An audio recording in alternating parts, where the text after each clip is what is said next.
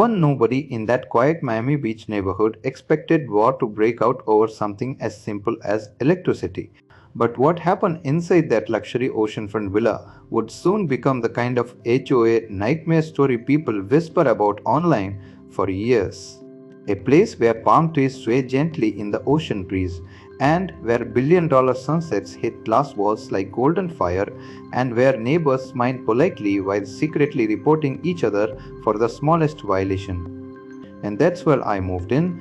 A modern villa worth more than most people's entire lifetime earnings. Private pool, ocean view from every room, smart home systems running everything from lighting to security. And for the first few weeks, everything was perfect until the HOA got involved. It started small, a warning letter about improper exterior lighting, then another about unauthorized smart home installation, then complaints about my energy usage being suspiciously high. I ignored it. That was my first mistake, because in neighborhoods like this, HOAs don't like when you ignore them. Then one evening, and everything changed. I came home to silence, no air conditioning, no lights, no internet, no power at all, a multi-million-dollar villa, and completely dark. At first, I thought it was a grid issue, maybe a city outage. But then I saw it, a paper stuck on my gate, HOA authorization notice, power disconnection for non-compliance. My entire body just froze. They didn't just complain, they didn't just fine me, and they actually cut the power to a privately owned luxury villa. That moment, something inside me shifted, because what they didn't know and what they couldn't possibly have known was that this house wasn't just a house. It was connected to something far bigger, something legally untouchable, and what they had just done was not just illegal. It was the beginning of their worst financial and legal disaster. Because I wasn't just a homeowner, and two, I was a person who technically had influence over part of the very grid they thought they controlled. And the HOA president, a woman everyone in the neighborhood called the Karen of Coral Bay, she had no idea what she had just triggered. But I did, and I was already planning every step of what came next. Not loudly and not emotionally, but legally, strategically, and painfully precise, because in Miami Beach, money talks, but infrastructure screams louder, and they were about to find out exactly what happens when you try to punish the wrong owner.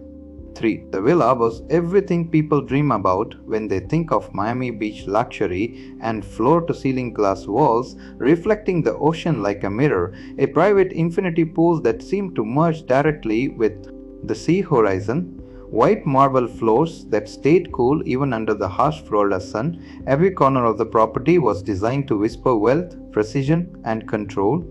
But control was exactly what the HOA believed they owned. The homeowner had moved in quietly, without unnecessary attention, no flashy arrival, no public announcement, just a gradual transition into one of the most expensive neighborhoods along the coastline. On paper, everything was clean, legal, and fully compliant with local property regulations. The villa had passed inspections, approvals, and city requirements without friction. The HOA, however, saw something different. From the very first week, they began watching. At first, it was subtle. A printed note is left at the gate about landscaping guidelines, then another about window tint levels, then questions about the solar integration system installed on the roof. Each notice carried the same underlying tone, suspicion disguised as authority. The homeowner didn't respond immediately, not out of fear but out of experience. And people who understood systems rarely rushed into conflict. They observed first. Inside the villa, everything was automated. Lighting adjusted itself based on ocean brightness. Climate systems responded to humidity levels. Security cameras quietly tracked movement across the perimeter without drawing attention. Even the energy consumption was balanced through a private smart grid integration system approved under prior infrastructure agreements. To outsiders, it looked like a dream home. To the HOA, it looked like defiance. 4. The board of the community had a reputation: strict, aggressive, and obsessed with uniformity. They enforced everything from mailbox alignment to paint shade consistency, but their real power came from controlling shared utilities and community enforcement mechanisms. And they believed that meant they controlled everyone, especially new homeowners. The HOA president, known throughout the neighborhood for her rigid interpretations of every rule, began escalating pressure. She organized inspections, she requested documentation repeatedly, she flagged the villa's energy consumption patterns as irregular, even though everything was fully within permitted infrastructure limits. The homeowner responded politely, always professionally, always within legal boundaries. Documents were provided when requested, and systems were verified, and engineers confirmed compliance. Everything technically satisfied the rules. But rules were not the real issue, control was. The tension began to build when small inconveniences started appearing: a scheduled inspection that arrived unannounced, a landscaping crew delayed by HOA gate access restrictions, minor bureaucratic obstacles designed to test patience rather than enforce law. Still, nothing escalated beyond irritation until the night everything changed. It was late evening when the homeowner returned from a business engagement. The sky was clear, the ocean calm, the villa glowing faintly in its automated night mode as the car approached the driveway. Everything looked normal at first glance, then the gate didn't open. That was the first sign. The biometric system, usually seamless, remained inactive. No lights and no response, just silence from a system that had never failed before. The homeowner stepped out of the vehicle and walked closer, expecting a temporary glitch. That was when the second sign appeared. The entire villa was dark, not dimmed, not in backup mode, completely offline. 5. Within seconds, it became clear this was not a technical malfunction. Security systems were down, and interior lighting was dead, and climate systems were inactive. Even the external smart sensors showed no response.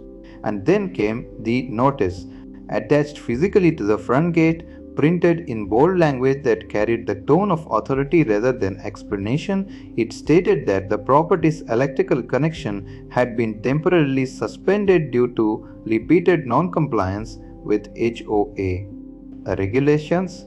That moment didn't trigger panic, and it triggered analysis.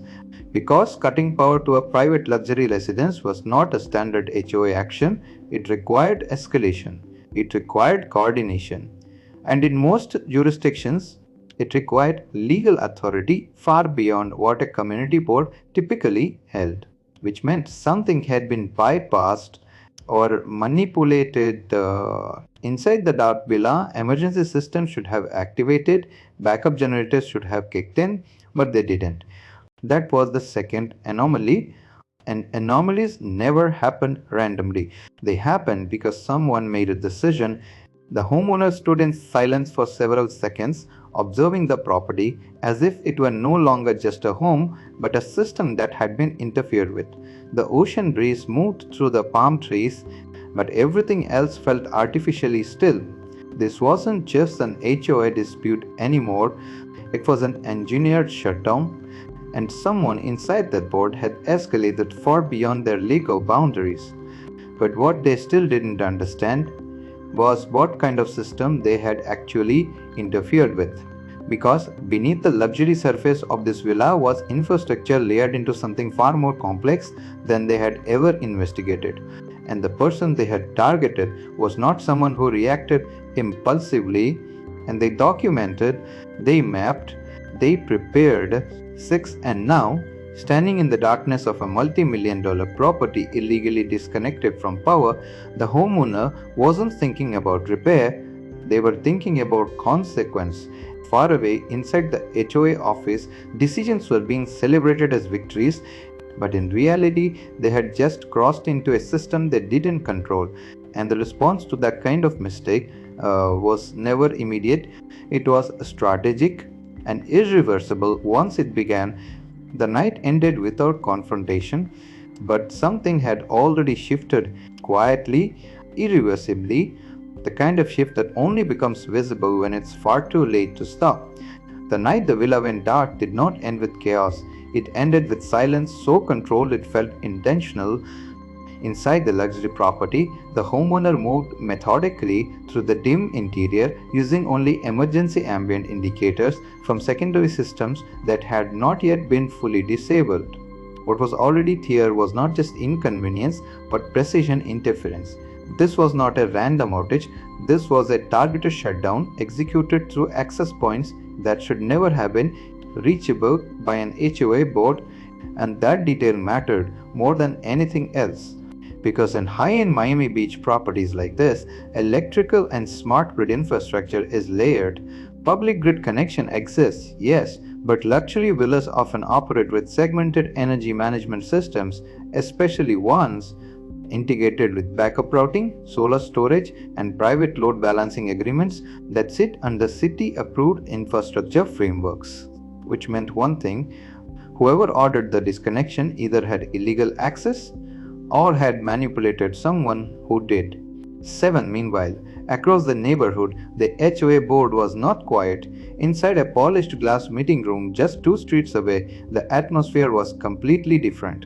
There was satisfaction and confidence, even celebration. They believed they had finally established control over the new homeowner who had refused to comply with repeated compliance pressure, and the HOA president, known for her aggressive enforcement style, framed the decision as necessary.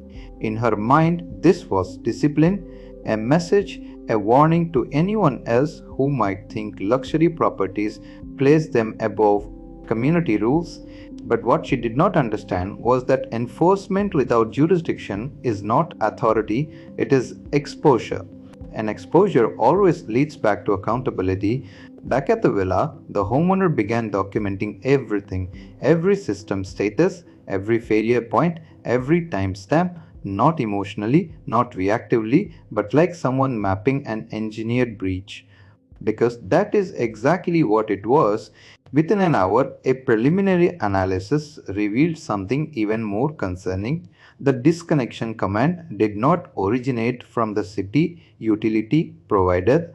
It was routed through a secondary administrative override layer, one that should have been restricted to municipal level infrastructure operators only. And that meant internal access had been compromised or misused, and the HOA did not have that clearance, which raised the real question: who inside the system had given them the ability to even attempt this? As the homeowner traced the digital footprint quietly through secure channels, a pattern began to emerge. Multiple complaints had been filed in recent weeks, all originating from HOA controlled reporting systems. Energy usage flags and safety concerns, architectural violations, none of them individually significant but collectively designed to build a narrative of non compliance. It was not enforcement, it was justification building. 8. And now that justification had escalated into action, the homeowner paused for a moment, standing near the darkened glass wall facing the ocean. Outside, Miami Beach continued as if nothing had happened. Luxury yachts passed in the distance. City lights reflected off the water. Everything looked normal. But inside this property, a line had been crossed that could not be ignored. Because HOAs are not supposed to have unilateral control over essential utilities, and once they act as if they do, they become legally vulnerable in ways they rarely anticipate. The mistake was not just shutting off power, the mistake was leaving evidence of intent. By midnight, a full audit request had already been initiated through proper legal channels, not loud, not public, just structured escalation through regulatory frameworks that exist precisely for abuse like this. Meanwhile, inside the HOA office, no one had considered what would happen if the homeowner they targeted understood infrastructure law at a technical level. They assumed compliance, they assumed fear, they assumed delay, but what they had instead triggered was a systematic response protocol that did not rely on emotion at all. Only structure and only law, only consequences. And as the night deepened, The first external inquiry was already being drafted, one that would force the utility provider, the city authority, and the HOA board into the same legal spotlight. The HOA thought they had enforced control, but what they had actually done was activate scrutiny they could no longer contain. And the real problem had not even begun yet. By the third night, the situation had shifted from a neighborhood dispute into something far more structured and far more dangerous for the HOA. 9. Inside the villa, the homeowner was no longer reacting. Every action now followed a system level approach, the kind used when dealing with infrastructure disputes, administrative overreach, and unauthorized access events. The darkness of the property was no longer an inconvenience, it was evidence. Each subsystem of the villa was being reviewed layer by layer, not just the visible smart home features, but the back-end infrastructure integrations that connected the property to the municipal energy framework.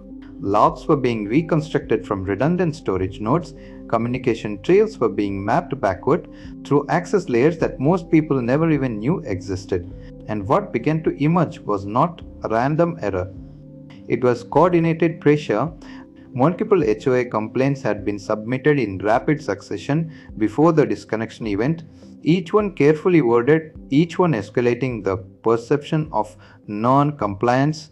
None of them individually justified utility interference, but together they formed a narrative designed to influence a third party into action. That was the real strategy, not direct authority, but manufactured justification, and it worked.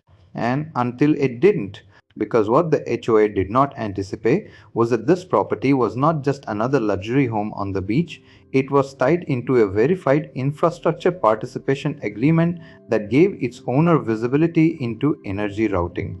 Anomalies at a level most private homeowners never accessed, which meant the moment the shutdown occurred, it was locked beyond their control. Across the city, grid monitoring systems, a silent flag had already been triggered, not a public alert, not an emergency siren, but a compliance anomaly report routed to oversight channels that existed specifically for abuse detection in utility access. And once those systems flagged an incident, it could not be quietly erased. Then, meanwhile, inside the HOA office, confidence was still present, but cracks were forming. A few board members began questioning whether the power disconnection had followed proper escalation protocol. Those concerns were quickly dismissed by leadership, who insisted the action was community authorized. But authorization and legality are not the same thing. That distinction was now becoming critical. Back at the villa, the homeowner compiled the full timeline: complaint submissions, administrative interactions, system access logs, even the timing between HOA meetings and infrastructure interference. The pattern was undeniable. This was not spontaneous enforcement, it was structured escalation. And structured escalation leaves signatures, the kind that regulators recognize immediately. By the end of the third night, a formal infrastructure audit request had been escalated beyond local jurisdiction channels, not directed at the HOA yet, but at the utility coordination layer that had executed the disconnection command. That was the turning point, because once external oversight becomes involved, the control shifts permanently away from community boards. And inside the quiet darkness of the villa, one thing was already certain.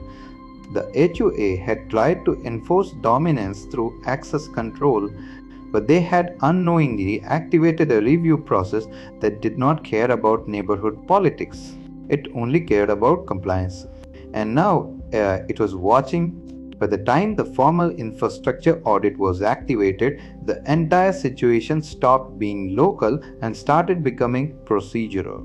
And that was exactly what the HOA failed to understand, because when disputes stay inside neighborhood boundaries, they can be controlled through influence, pressure, and selective enforcement.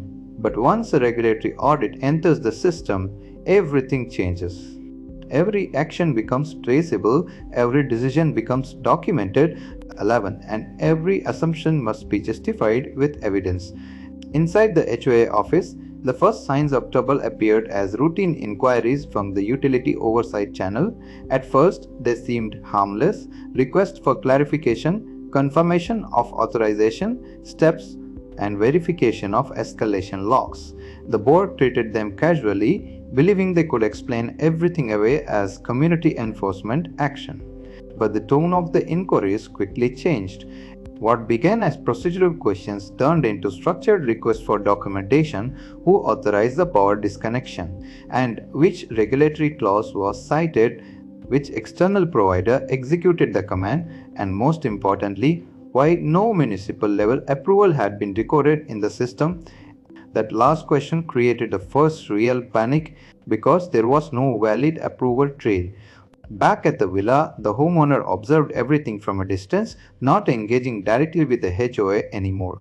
The system had already been set in motion, and legal and infrastructure oversight bodies were now communicating directly with utility operators, bypassing community management entirely.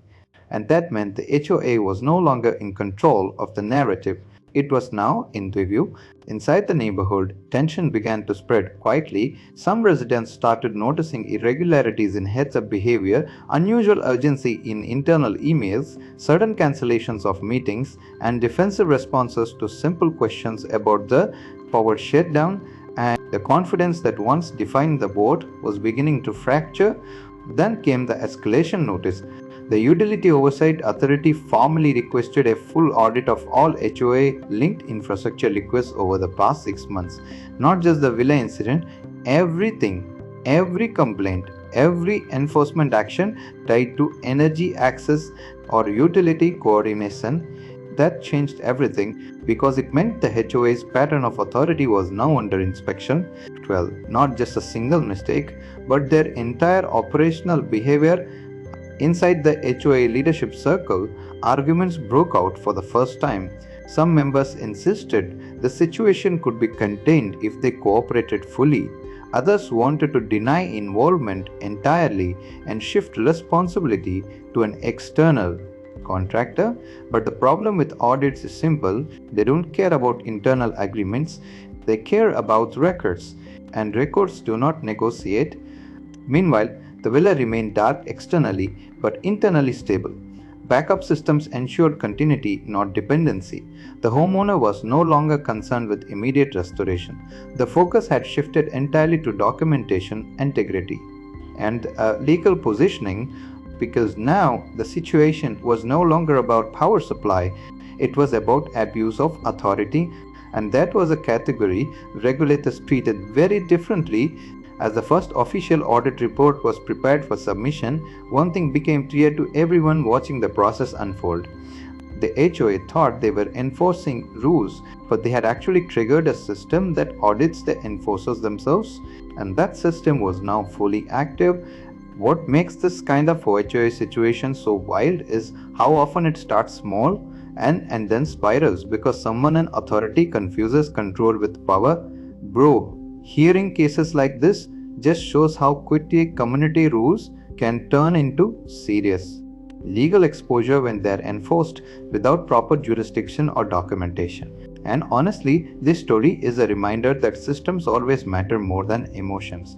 The moment rules are enforced outside their legal boundary, it stops being about being strict and becomes about accountability. That's something a lot of HOA boards forget when they start overstepping. 13. For homeowners, the real lesson here is simple. Always understand your infrastructure rights, your utility agreements, and your escalation channels. Most people assume they have no power against an HOA, but in reality, proper documentation and legal process can completely reverse the situation when things are done incorrectly. And for HOAs, this is the warning people ignore too often. Authority is not unlimited, and every action leaves a trace. If you enjoyed this breakdown style narration, drop a comment and share your own HOA or property drama stories. I read them all, and don't forget to like the video and subscribe for more real-world inspired revenge and compliance stories just like this, because sometimes the quietest homeowners are the ones who understand the system the best. And